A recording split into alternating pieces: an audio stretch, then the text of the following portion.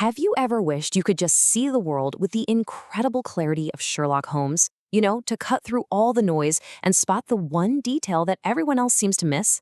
Well, today, that's exactly what we're going to do. And this isn't just about solving crimes, not at all. Think of it as a practical guide to upgrading your own thinking, using one of the greatest minds in literature as our model.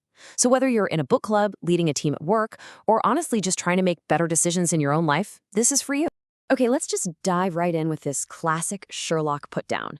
It really gets to the absolute heart of his genius.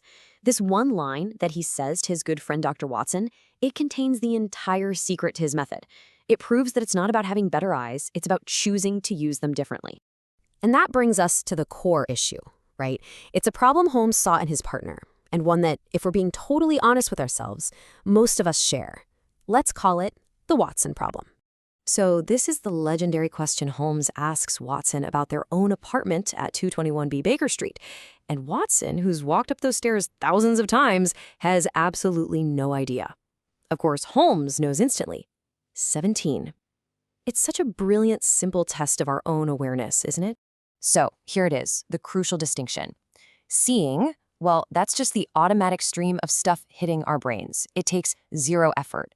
But observing is a choice. It's an active, mindful process. It's about actually paying attention, engaging with what you're seeing, and then asking yourself, okay, what does this actually mean?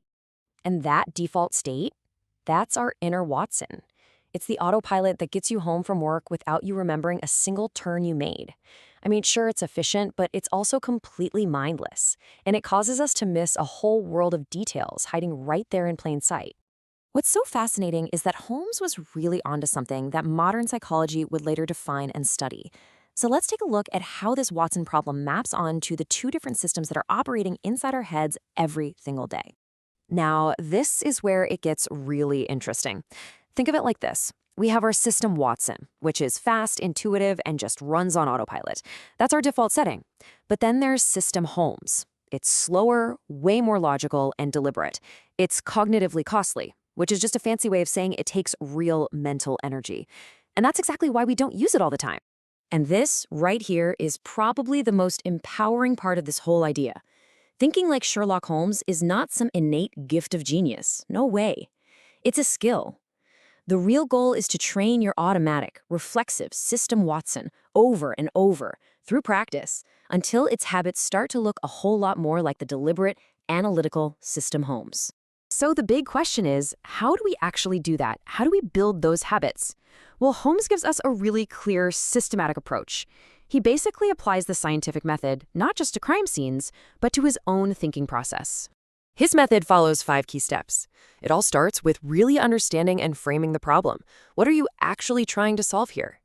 From there, you observe with purpose. And notice this, hypothesizing, guessing at the possibilities, only comes after you've gathered the data. Only then do you test and deduce, eliminating options until the truth is all that's left, and it's a cycle. You just repeat and refine as you go. This quote just perfectly captures the power of this whole method. It's all about starting with one small, solid piece of observed evidence, that drop of water, and then using a deep base of knowledge and pure logic to figure out much, much larger truths. The absolute bedrock of that entire method is observation. But remember, we're not talking about just passively seeing things. We're talking about a disciplined, active process.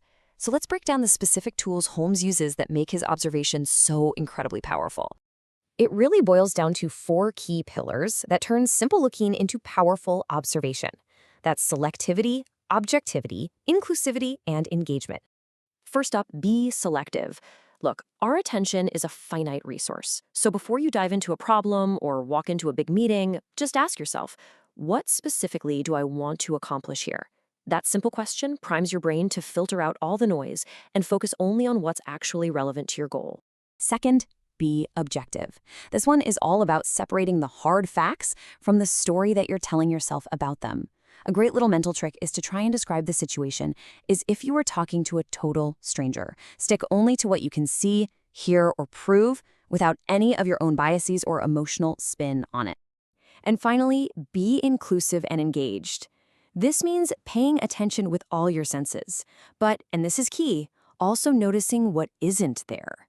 Like the famous curious incident of the dog in the nighttime? The big clue was that the dog didn't bark. That requires being fully present, which, let's be honest, means no multitasking. Okay, so let's bring this all back to our world, which is probably a little less foggy and definitely less Victorian than Holmes's London. How does any of this apply to us, right now? And make no mistake, this is not just a party trick. Whether you're a young professional trying to vet a new business proposal, an executive leading your team through a crisis, or you're in that book club trying to dissect a really complex character, this mindful, structured approach gives you a massive edge. It helps you see beyond the obvious and make much better judgments. Ultimately, I think the biggest lesson from Holmes is that the most powerful and effective mind is a quiet one. A mind that's actually present, that's reflective, and isn't constantly being shattered into a million pieces by multitasking. That's the mind that can truly observe, imagine, and deduce effectively. So, I'll leave you with a challenge. Armed with this new framework, just think about your day today. What is one thing? It could be a meeting, a conversation, even just your commute home, that you will consciously choose to move from the category of just seeing to the much more powerful act of truly observing. Because that answer, that could change everything.